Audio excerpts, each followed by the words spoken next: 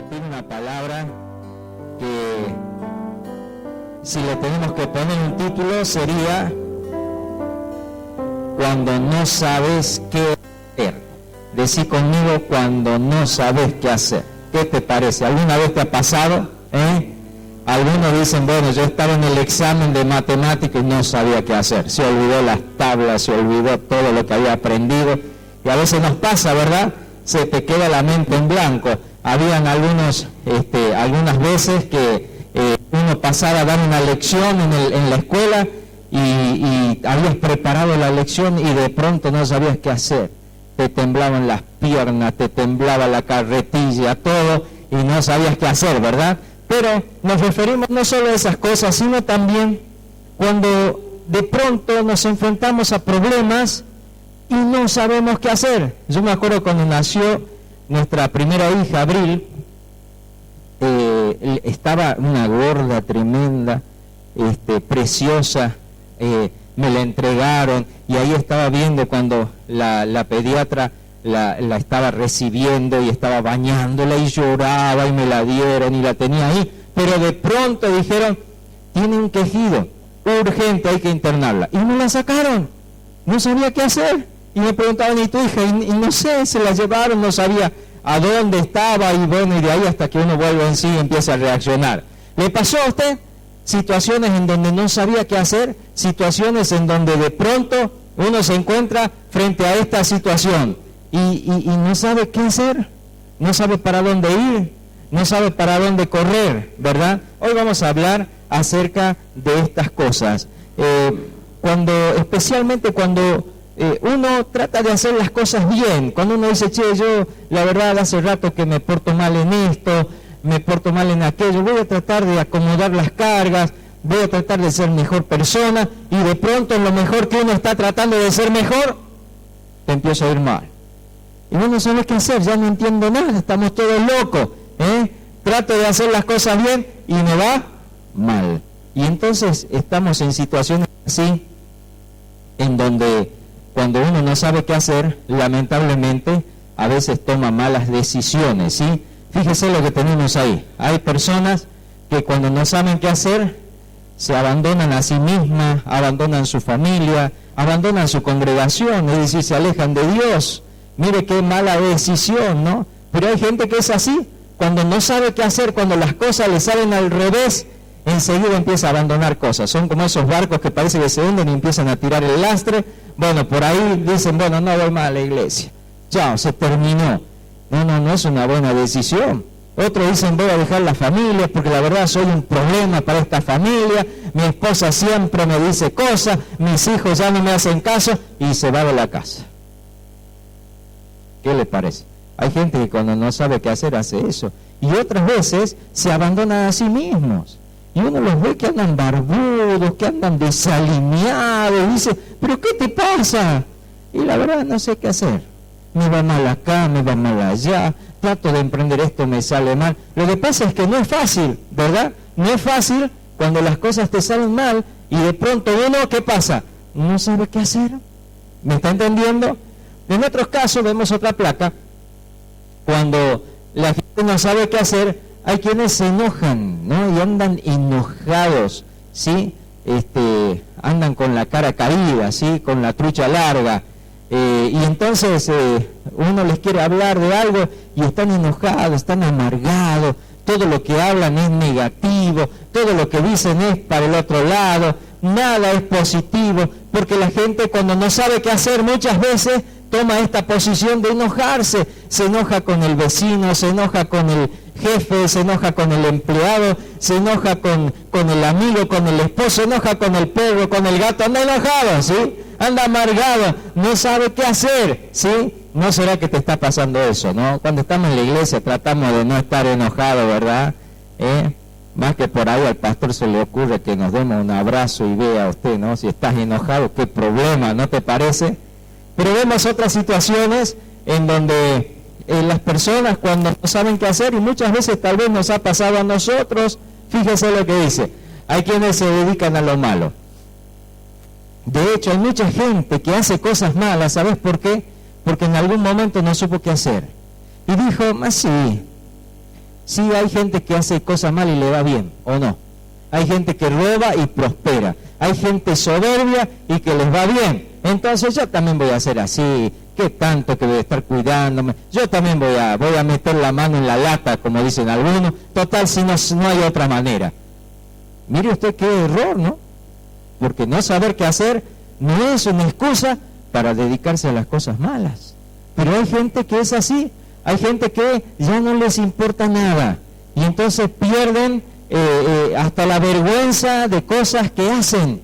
Y entonces llegamos y nos encontramos con personas que lamentablemente, por no saber qué hacer, terminan no importándose a sí mismos, no importándole su familia, importarle lo que los demás pueden decir, lo que los hijos pueden aprender de las acciones que de pronto comienzan a tomar por no saber qué hacer.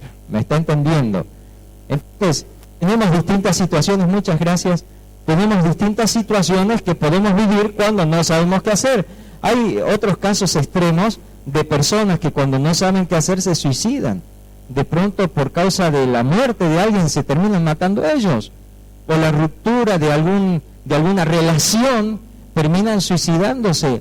O terminan en situaciones en donde desean la muerte. Personas que constantemente están deseando, ¿por qué? O diciéndose a sí mismo, ¿por qué he nacido? ¿Para qué he nacido? ¿Por qué estoy acá en la vida? ¿Qué sentido tiene? Mejor es que estuviera muerto. Y esta es una de las grandes situaciones que atravesamos muchas veces, ¿sí? Cuando no sabemos qué cosa, no sabemos qué hacer. ¿Me ha pasado? Hoy vamos a compartir un pasaje de la Biblia que nos habla de una historia que la vimos en los talleres, la desarrollamos y yo creo que les va a gustar volver a repasarla. La desarrollamos hace 2 o 3 semanas atrás en uno de los talleres y es la historia de un rey que se llamaba Josafat. ¿Cómo se llamaba? Josafat. Mire usted esos nombres, ¿no? Josafat. Yo siempre que leo esos nombres pienso, ¿quién le irá a poner Josafat a su hijo, no? Bueno, por ahí uno dice nadie, pero después encuentra un Josafat por ahí. Pero este rey, que se llamaba Josafat, pasó una situación muy difícil. Él era un hombre que se había vuelto con todo su corazón a Dios, había empezado a sacar los ídolos del país, había empezado a limpiar y volver el corazón del pueblo a Dios, y en lo mejor que estaban disfrutando de esa relación con Dios, le dicen, rey, tenemos un problema. ¿Y qué está pasando? 3 reyes vienen en contra de nosotros. Los moabitas, los amonitas y los del monte de Seir. Se vinieron en contra. Eran una multitud de guerreros que venían a destruir todo. Y allí este rey hace una oración. Y a mí me gustaría que podamos hoy quedarnos con un poquito de lo que, leer un poquito de lo que él oró. No la vamos a leer entera. Yo sé que muchos de ustedes ya lo conocen a la historia. Para los que no conocen esta historia, sería muy lindo que después la lean completa. Esto está en el capítulo 20 de Segunda de Crónicas. ¿Dónde está? Bien, usted busca en la Biblia Segunda de Crónicas, 2 Crónicas, ¿sí? Se va a ese libro, busca el capítulo 20 y lo lee completo. Es una historia preciosa y hoy vamos a aprender un poco sobre esta historia y ver qué podemos hacer cuando no sabemos qué hacer. ¿Qué le parece? ¿Sí? Vamos al versículo número 12. Allí está en medio de una oración este rey Josafat. Está muy temeroso, está frente a una situación tan adversa, no sabe qué hacer. Y él proclamó ayuno para toda su gente y dijo, vamos a orar a Dios. Y allí hizo una oración bien larga. Y acá parte de esa oración dice lo siguiente. Mira lo que le dice a Dios. Versículo 12.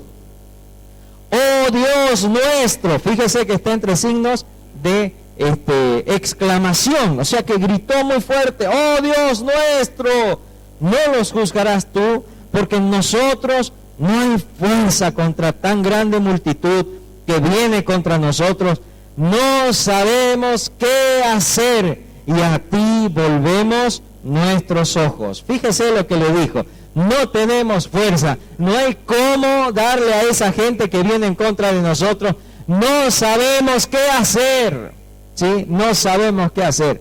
Mire qué importante es poder decirle a Dios, no sabemos qué hacer en primer lugar. ¿Sabe? Porque cuando no sabemos qué hacer, qué importante es que Dios sepa que estamos en esa situación, aunque Dios ya lo sabe.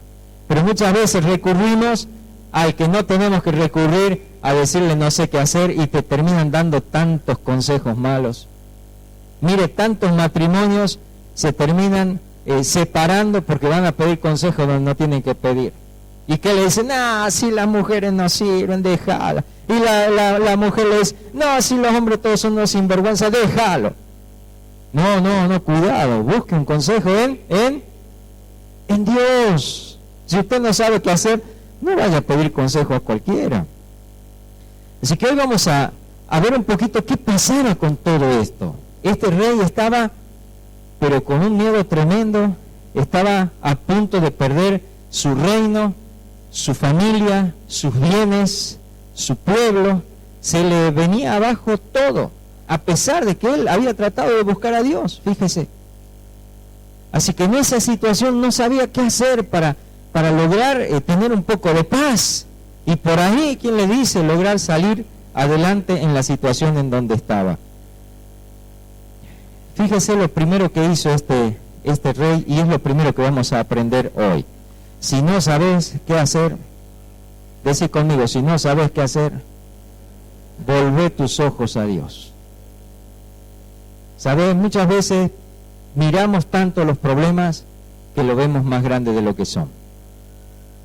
Y no es que tu problema no sea grande, porque el problema que a uno lo hace sentir mal es un problema grande, más allá que para el otro sea cualquier cosa. Quizás cuando uno ve a un hijo que está afligido porque tiene un examen y uno ya pasó y uno dice, no es nada, pero para él, para su corazón de niño es algo grande, y si uno no le presta atención, pobrecito, ¿qué va a hacer si no sabe qué hacer? ¿Me entiende? Y así también pasa con nosotros. Tenemos un problema y si no sabemos qué hacer, pues no pongas tus ojos en el problema.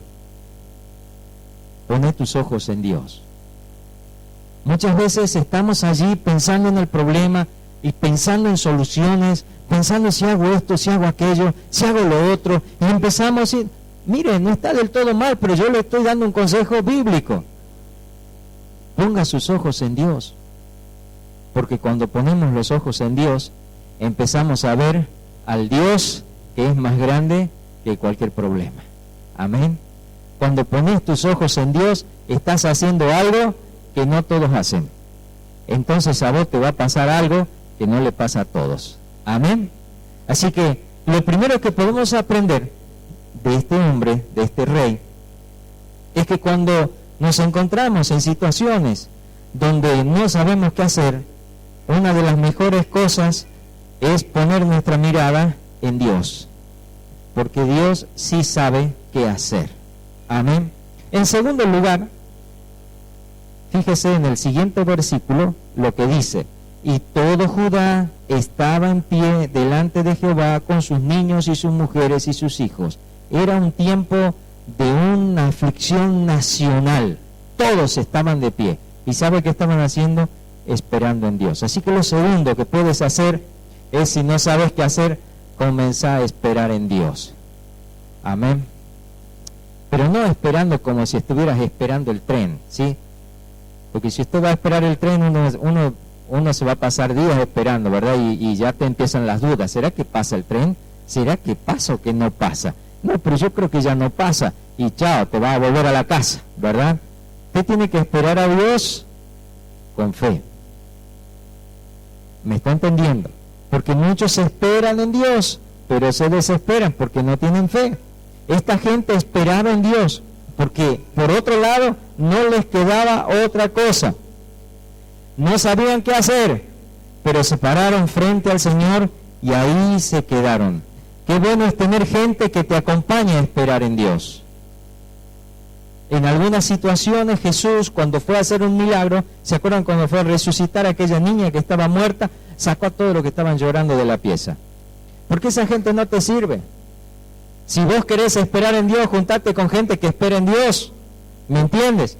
Porque de pronto te pueden tocar personas que, lejos de alentarte a esperar en Dios, te van a decir, pero deja de de estar esperando, eso no sirve, y te socavan la fe y terminás perdiendo la bendición. Un caso así está en el libro de Job. Ustedes se acuerdan de Job, es conocido en la Biblia como un hombre que perdió todo lo que tenía y después Dios lo prosperó al doble. Pero cuando él perdió todo lo que tenía, ¿sabe lo que le dijo su esposa? Dice que le salieron como sarnas, como ronchas, y con un trozo de madera se rascaba.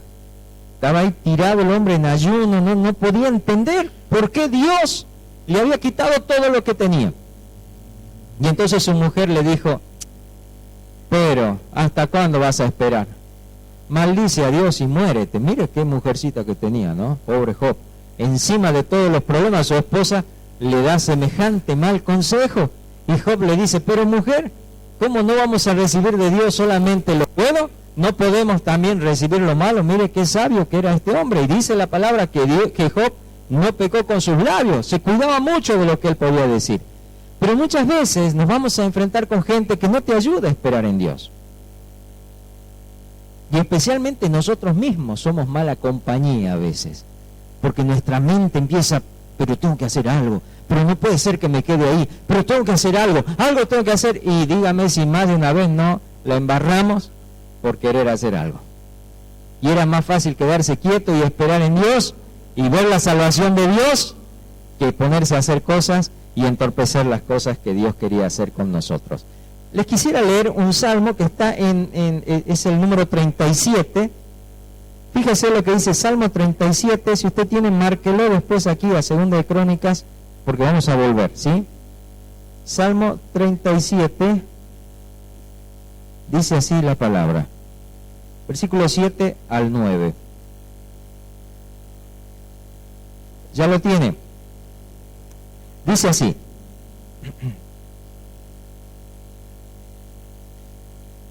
espere que me asusté porque estaba en Job. Digo, esto no es lo que dice Salmo. Acá está, ahí está. Mire lo que dice: guarda silencio ante Jehová y espera en él. No te alteres con motivo del que prospera en su camino, por el hombre que hace maldades. Deja la ira, desecha el enojo, no te excites en manera alguna a hacer lo malo, porque los malignos serán destruidos, pero los que esperan en Jehová, ellos heredarán la tierra. Mira qué interesante, y qué cierto. Cuando uno espera en Dios, tenemos que aprender a guardar silencio. Guarde silencio. Y esto es lo que nos cuesta. Guardar silencio. No solo es no hablar, sino quédate quieto. Guarda silencio. Calladito. ¿Y sabes por qué guardamos silencio ante Él? Porque Él es suficiente. Cuando en tu corazón Dios no es suficiente y vas a estar queriéndole explicar a Dios qué tiene que hacer. Ay, Señor, y si vos haces esto, ay, por favor, te pido que fulano diga tal cosa. Ay, Señor, que no vaya a pasar. Guarda silencio. Y no te enojes, como veíamos recién que hace mucha gente, que se enoja, que empieza a hacer cosas malas. No, si vos querés esperar en Dios, esperalo en santidad, porque Dios responde a todos aquellos que esperan en Él. Amén. Si vas a esperar en Dios, trata de no pensar tanto, porque muchas veces los razonamientos nos sacan de la fe. Y entiéndame, no es que Dios quiere que seamos tontitos, porque Dios ha dado el razonamiento, pero nuestro razonamiento muchas veces nos saca de la fe. La fe es algo irracional, ¿me está entendiendo? Es algo que va más allá de lo que yo pienso. ¿Cómo puedo yo razonar un milagro? No se puede. Si yo quiero llegar a un milagro por razonamiento, pues no voy a llegar. Tengo que llegar por fe. Amén. ¿Cómo voy a razonar de Dios que sea eterno, que no tenga principio, que no tenga fin, que con su sola palabra hace las cosas? Si Dios dijera, quiero que haya un árbol acá, saldría un árbol. ¿Y cómo puedo explicar eso yo? Si aquí hay un cemento, hay hormigón, si hay un techo, ¿cómo va a crecer un árbol de un momento para otro? Pero Dios es Dios. va más allá de mi razonamiento, ¿me entiende? Si usted está esperando en Dios o quiere empezar a esperar una respuesta de Dios, pues no escuche tanto su razonamiento. Y no es que Dios quiera que usted sea un cero a la izquierda, no, pero tiene que aprender que su razonamiento tiene que obedecerlo a usted y no usted a su razonamiento. Usted tiene que aprender a ponerse en función de la fe en Dios. Si no, Bartimeo hubiera estado ciego y hubiera seguido ciego y hubiera muerto ciego. Jesús iba pasando y Bartimeo empezó a decir: Jesús, hijo de David, ten misericordia de mí. Se enteró que era Jesús. Y Jesús se hacía como que no le oía. Y siguió caminando y gritaba más. Y los discípulos fueron y le decían: cállate, ciego, ya basta. Está molestando al maestro. Y allí Jesús le respondió. Fíjese, si este ciego hubiera escuchado su razonamiento, se hubiera quedado ciego. Pero su fe lo llevó a gritar y a buscar en Dios hasta que consiguió su milagro. Si querés esperar en Dios, vas a tener que decirle a tu corazón y a todos los sentimientos que genera el corazón que se hagan a un lado. Porque cuando uno espera en Dios, muchas veces siente que Dios no está. Muchas veces siente que Dios está ayudándole a otros que tienen otras necesidades más grandes que las tuyas. Y ¿sabes qué? Los sentimientos no pueden estar más cerrados. Porque si Dios es Dios sobre los que tienen un gran problema como sobre aquellos que tienen un pequeño problema. Amén. Dios es Dios y es suficiente para solucionar cualquiera de ellos. En tercer lugar, cuando no sabemos qué hacer, lo que tenemos que saber es que Dios sí sabe qué hacer. Él te hablará. Fíjese lo que hemos puesto allí. Cuando no sabemos qué hacer, Dios sí sabe qué debemos hacer o qué no debemos hacer. ¿Me está entendiendo? Dios sí sabe lo que debe hacer o lo que no debe hacer. En el caso que nosotros estuvimos leyendo de Josafat, Dios levantó un profeta para que hablara. Fíjese, yo se lo voy a leer. Allí en el versículo, ahí lo tiene, lo dejó marcado, ¿verdad? Si no, busca de nuevo, 2 de Crónica 20, versículo 14. Espero que lo busque.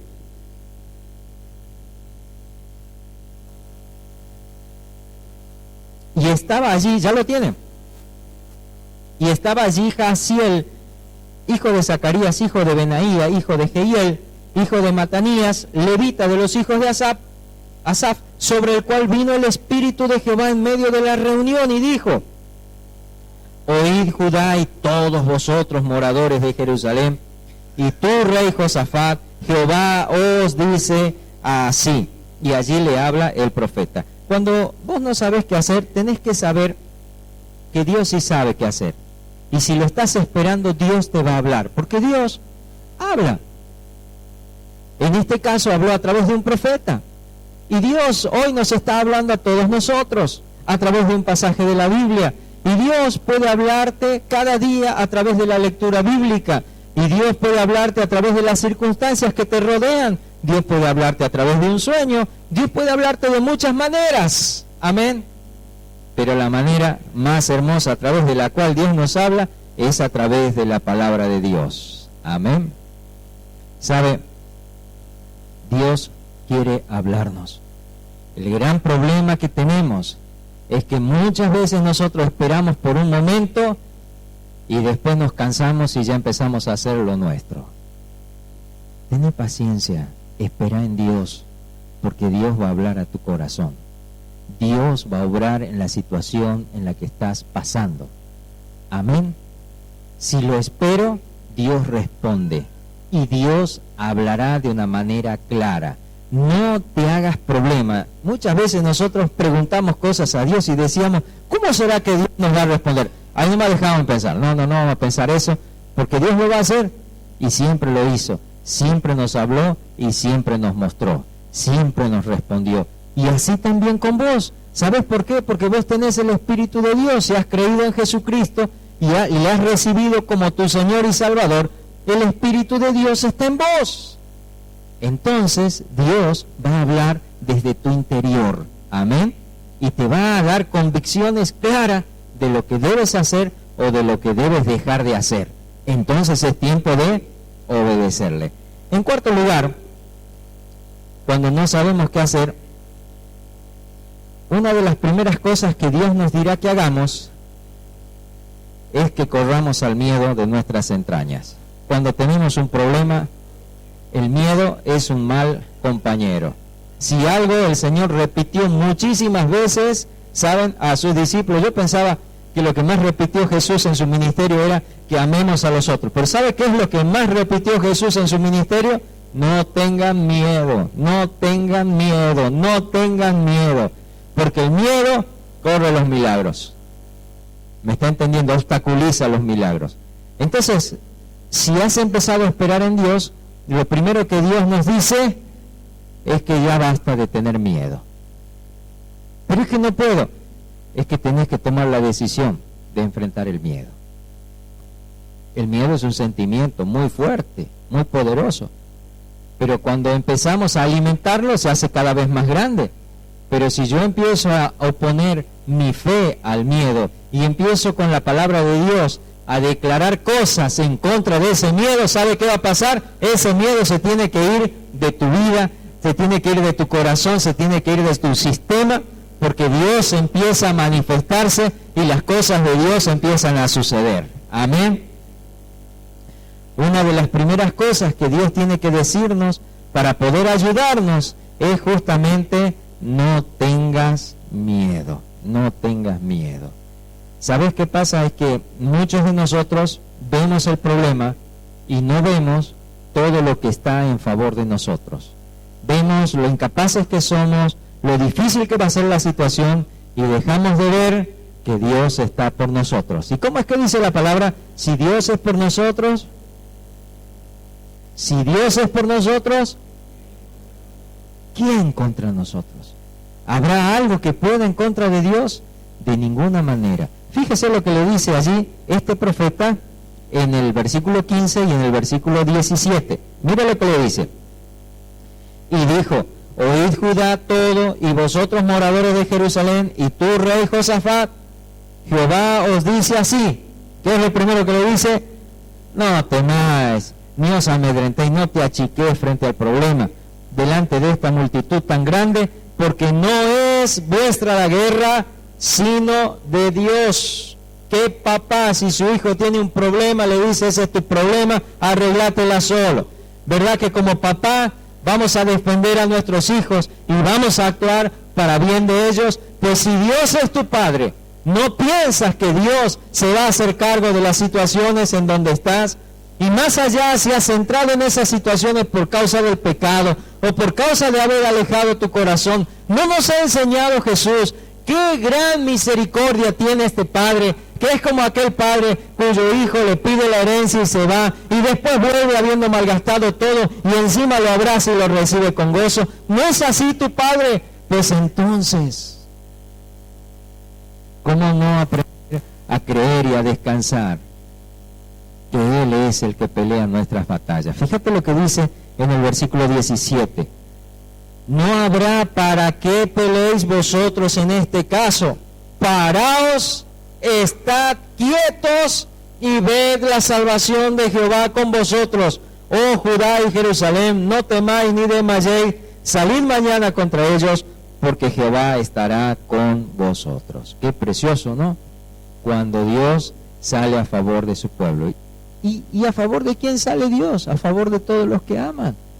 Pero ¿quiénes experimentan este favor? Los que creen. Los que creen. Los que creen. Amén. No saben qué hacer, pero ponen sus ojos en Dios.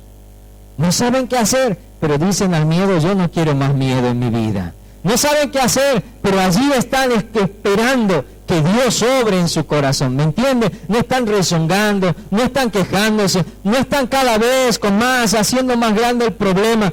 No exaltan el problema, sino exaltan a Dios. ¿Sabe que hay gente que exalta los problemas, no? Uno le pregunta: ¿y cómo andas? Después de una reunión donde hablamos del poder de Dios, y aquí ando con este problema tan grande.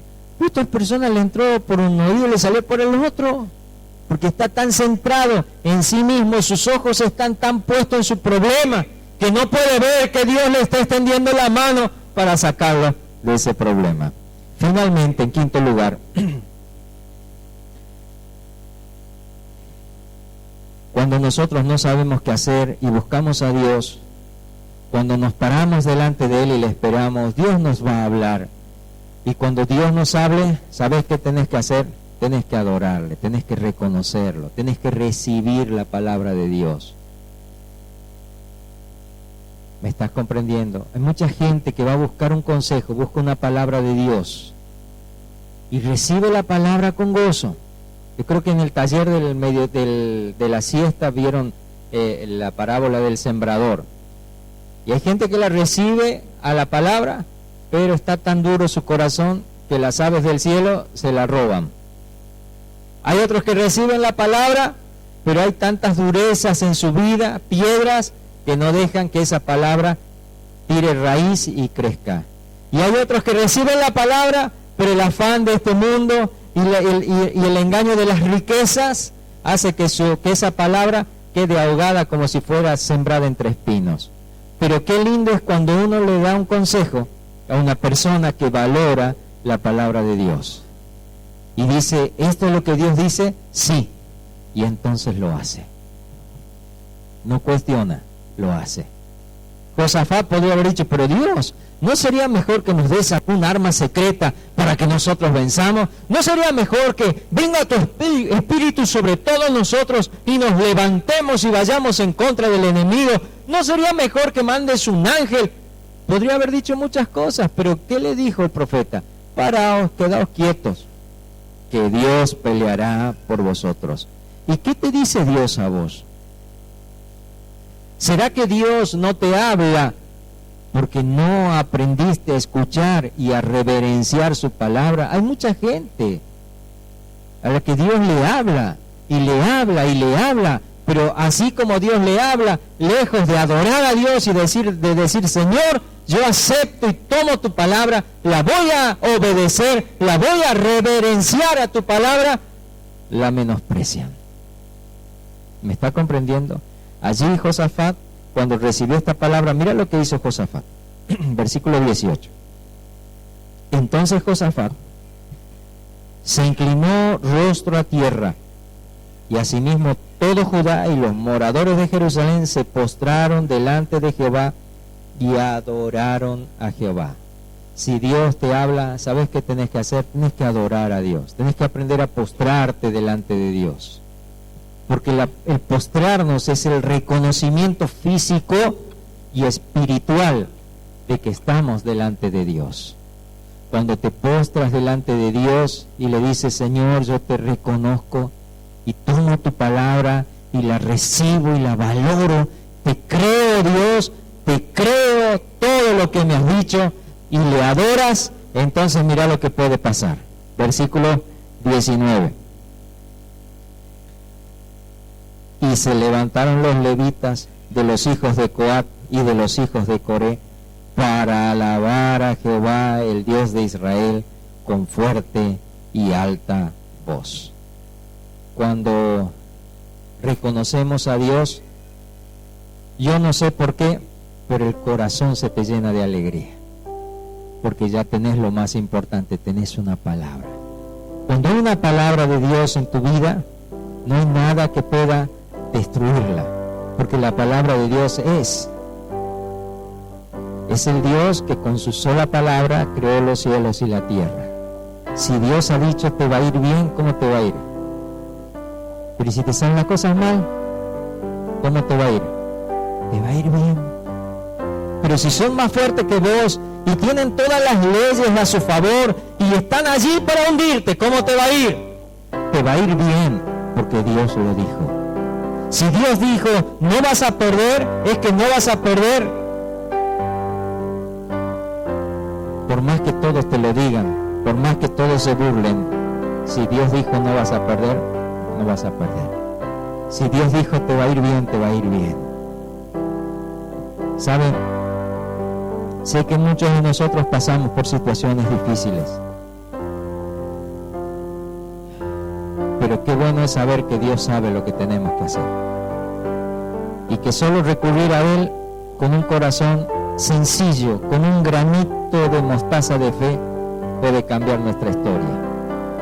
Acomodarnos para siempre, aprender a negarnos a nosotros mismos para tomar esa palabra. Y si el Señor me dice, ya no llores por eso, ya no llores por eso. Pero me duele, ya no llores por eso, porque le obedezco a Dios y sé que cuando le obedezco me va a ir mucho mejor todavía. Amén. ¿Qué le parece? Cuando no sabemos qué hacer, ¿qué le parece si empezamos a aplicar estas 5 cosas en nuestras vidas? ¿Qué le parece si empezamos a poner nuestros ojos en Dios? Yo quiero animarle a que esta noche sea esa noche donde empezamos a acercarnos a Dios de una manera más profunda, en donde Dios pueda levantar aún a otras personas para hablarnos, porque sabe que en nuestro corazón va a encontrar un corazón donde va a germinar su palabra. No que va a estar perdiendo el tiempo con nosotros, ¿me entiende? Sino que lo que nos diga, lo vamos a hacer. ¿Qué le parece? ¿Usted quisiera ser así delante de Dios? Yo pienso que para eso estamos aquí. Así que quiero animarle a que allí donde está, pueda cerrar un momento sus ojos. Yo quisiera guiarlos en algo que nos hace falta tanto hacer, que es meditar en la palabra de Dios. Cierre ahí un momento sus ojos donde usted está. Piense.